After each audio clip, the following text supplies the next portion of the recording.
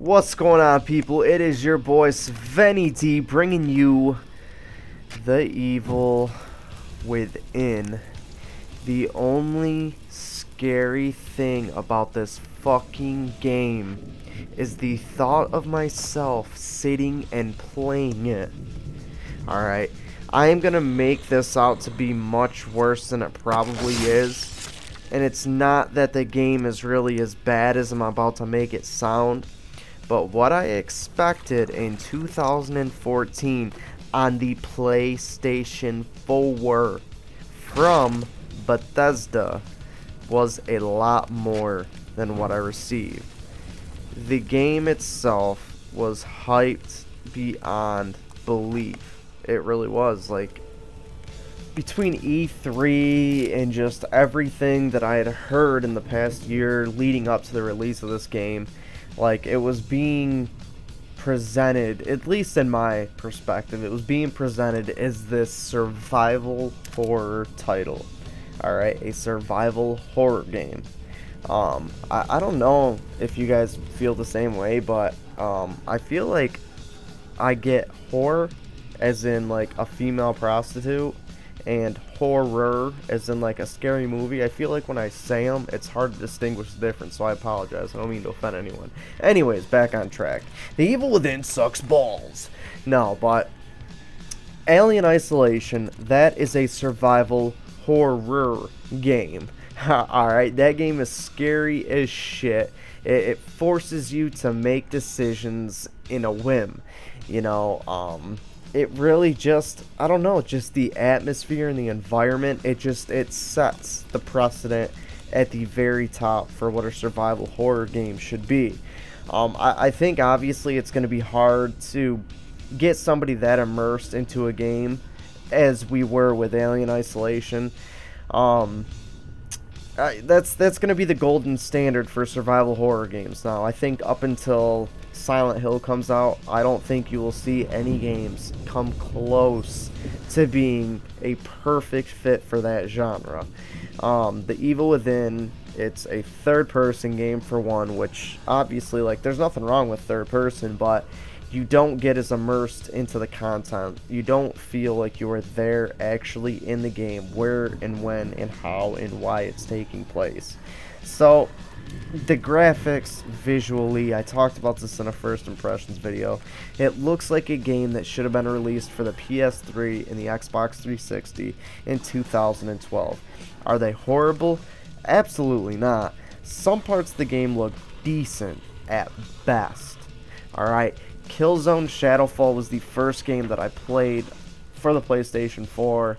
That was the day that the PS4 came out, literally like an hour after it had actually released to the public, and that game was 10 times better looking than a game that released to us just a couple of weeks ago. You know, the visuals just aren't there. When you go and you talk about the audio perspective of the game, the sound design, it's very, very weak. It's not, I don't know, there's just something about, and I'm going to be referring to this a lot because of the whole genre similarity, but in Alien Isolation, like, when the alien was running through the vents and, like, all these creaks and just cracks and sounds that were going on around you at all times, and I'm going to say this word a lot, but how immersed you got into that game from all those little details, it was priceless. It really was. To the experience, it was priceless. Nothing could have substituted for the sound design in that game. They did it perfectly. It was really dim. It was glim and gloomy. I don't know. They set the perfect stage for being scared shitless in a video game, or at least being very tense and on edge at all times. Evil Within, I've played through the first 4 chapters, okay? So I'm not calling this a review because I have not played through the game. I probably haven't even played through half of it yet. But for an in-depth first impressions video, I guess you could say, The Evil Within, they do try to set that grim, gloomy setting for the game to take place. you know, kind of like dim lit areas, a little torch or something to light it up a little bit. I can respect that and I can appreciate that. Going back to how it looks visually, it's not so much stunning in the way that most next-gen games are, but that isn't something that I would consider game-breaking by any means. I mean, you know, I would never totally discount a game based on how good or bad it looks. But, you know, being a survival horror title, it does a decent job, but the visuals along with the sound design, it's just, you know, I would maybe give those two aspects of the game together a 6 or 7 out of 10, I would say. Going on, one of the worst things about the game, and I mean the worst things about the game, is the camera angle that makes it absolutely fucking impossible to see around you at any given time. You have to be moving at just the right angle, turning ever so slightly to be able to peek around a wall or look around a corner. I really don't like that. You know, another thing too, when you go and hide into certain cabinets or whatever, and you move around and look, it's just like being hidden. You don't get that feeling like you do in Alien. In Alien, you know, your breathing will get a little bit deeper.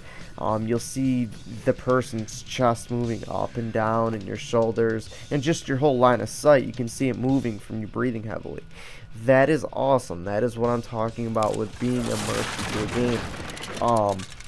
The Evil Within, you go into a locker or you go under a bed and it's just like you are this perfectly still and lifeless organism. Not fucking breathing, moving, or anything. Not even blinking ever so slightly. The details. It is all in the details. Now, oof. Excuse me. One thing that fucked this game in my eyes, especially after I was just preaching details, one thing that fucked this game more than anything was the instance of the flat cockroaches. If you don't know what I'm talking about, go and look around on that game. At some point on the game, you will find cockroaches crawling on the ground. When you see these cockroaches crawling on the ground, go and find cockroaches crawling on the ground by a bed. When you see cockroaches crawling on the ground by a bed, go and lay under the bed. Then look at those cockroaches that are crawling on the ground by the bed that you are now laying under. When you do this, it will ruin your fucking appreciation for the next generation of gaming. There's no texture to them. Absolutely not. When you're looking at them from an upright position, when you're standing up and you're looking down at these cockroaches, they look semi-decent. When you get under a bed and you look at them at eye level, they aren't there. They are flat. It looks like fucking somebody put a nightlight on the ceiling shining down on the ground of cockroaches running in circles. It's all in the detail, and this game missed in that perspective. It really did. A lot of the details that you expect with a next-gen release, especially from Bethesda, this game doesn't do well at all. The movement physics are very, very subpar. I don't like the stamina system they have. The weapon use, it's pretty good, you know. I don't really have any complaints with that. I don't like how the axe breaks with one fucking hit. Really? An axe. The storyline, it doesn't get you involved enough. You don't really have a fucking clue on why all these people are fucking crazy. At first you think they're zombies. I did. I was like, okay, so this is kind of like a zombie type of setting, you know, these things are fucking chasing after me, whether they're trying to eat me or kill me, I don't fucking know. But then I saw a fucking zombie, what I thought was a zombie, standing on a balcony with a rifle trying to shoot me. So that kind of threw that whole fucking idea out the window. So it's just, I feel like it was a rushed game. Very poorly done. And it's not that the game is as bad as I'm making it sound, because it's really not. But for what you would expect for a game that released in October of 2014, a year after next gen hit the shelves, it's just, it doesn't have it. It really doesn't. Right now, being probably just under halfway through the game, I would probably give it a 4, maybe 5 out of 10. I've spent literally 4 chapters walking through a little wooded area or walking through a couple of houses. That is it. That is the evil within.